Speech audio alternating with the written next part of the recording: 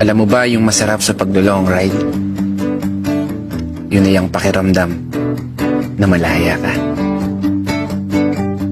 Panandali ang lalayo at sandaling kakalimutan ng mga problema na palaging mong daladala. Kasama ang mga kaibigan, asawa, nobya o kahit pa nag-iisa ka. Sulitin mo yung biyahe at busugin ang iyong mga mata. Pagmasdan ng magagandang tanawin at kusang ibulong sa hangin mga plano at pangarap na balang araw papalarin. Kaya wag mo munang isipin na naiwan mong bayarin. Saka mo na lang problemahin pag uwi.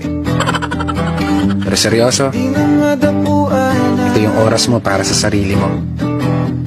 Oras nyo ng mga taong mahal mo sa buhay, kaya sulitin mo ng todo. Di natin kailangan magmabilis. Makakarating din tayo sa dulo. Enjoyin muna nating pagmasdan ang ganda ng mundo. Santabi muna yung stress, lungkot.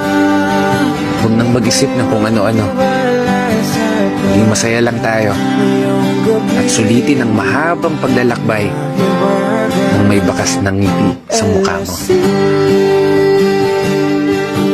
Kaya isang pagpupugay para sa lahat ng mga kapatid na motorista na patuloy sumasabay sa hamon ng buhay.